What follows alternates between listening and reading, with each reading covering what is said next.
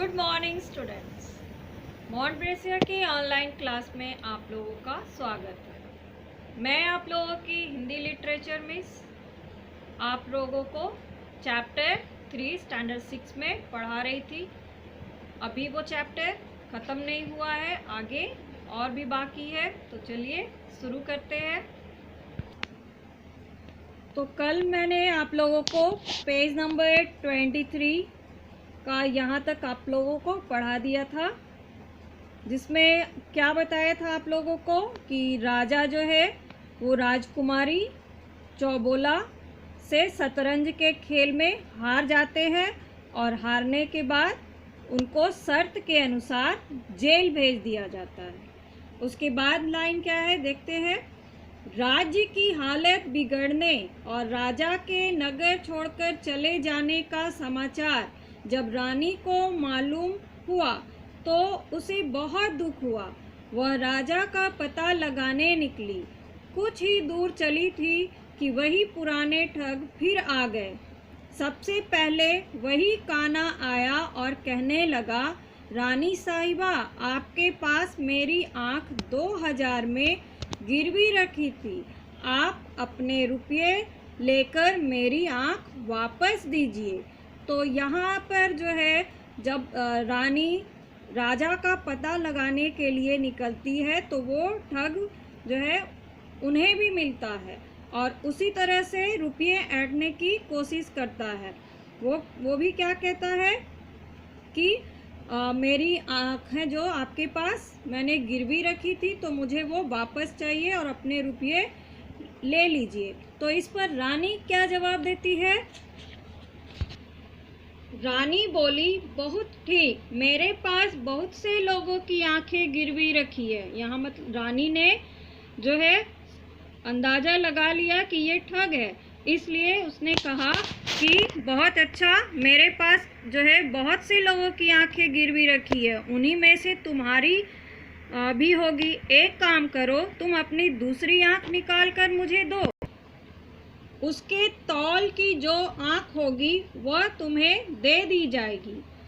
तो रानी ने क्या कहा कि तुम्हारी जो मतलब आँख मेरे पास है तो मुझे कैसे पता चलेगा, मेरे पास बहुत सारे लोगों की आँखें हैं। तो ऐसा करो, तुम अपनी दूसरी आँख निकाल कर दो और उसे मैं मिला कर देखूँगी कि तुम्हारी आँख कौन सी है और उसको जो है तुम्हें वापस मैं दे दूँगी। रानी का जवाब सुनकर ठग बहुत घबराया। वह हाथ पैर जोड़कर माफ़ी मांगने लगा। अंत में ठग ने विनती करके 4000 रुपये देकर अपनी जान बचाई। यानी कि ठग को पता चल गया कि रानी जो है वो बहुत बुद्धिमान है, उसे वो नहीं ठग सकता, इसलिए उसने किसी तरह से 4000 रुपये देकर अपनी जान बचाई। यही हाल कान वाले ठग का हुआ। जब उसने देखा कि रानी का नौकर दूसरा कान काटने ही वाला है तो उसने भी 4000 रुपये देकर रानी से अपना पिंड छुड़ाया। ठगों से निपटकर रानी आगे बढ़ी और पता लगाते लगाते राजकुमारी चौबोला के देश में जा पहुंची। राजा के जेल जाने का समाचार सुनकर उसे दुख हुआ। अब वह राजा को जेल से छुड़ाने का उपाय सोचने लगी। तो उसने क्या उपाय सोचा, उसने पहले पता लगाया, जैसे यहाँ लिखा है, उसने पता लगाया कि राजकुमारी चौबोला किस प्रकार शतरंज खेलती है, यानी उसके खेलने का तरीका क्या है। पहले इस बात का पता रानी ने लगाया। सारा भेद समझकर उसने पुरुष का वेश बनाया। जब उसे पता चल गया कि ये राजकुमारी चौबोला जो है वो शतरंज का खेल किस प्रकार खेलती है तो उसने अपना वेश बदल लिया, यानी उसने पुरुष का वेश बनाया। रानी पुरुष वेश में राजकुमारी चौबोला के महल में पहुंची और शतरंज के खेल में राजकुमारी चौबोला रानी से हार गई। राजकुमारी के विवाह की तैयारियां होने लगी। रानी बोली, विवाह तो शर्त पूरी होते ही हो गया, रहा भावरे पड़ने का दस्तूर तो वह घर चलकर कर लिया जाएगा।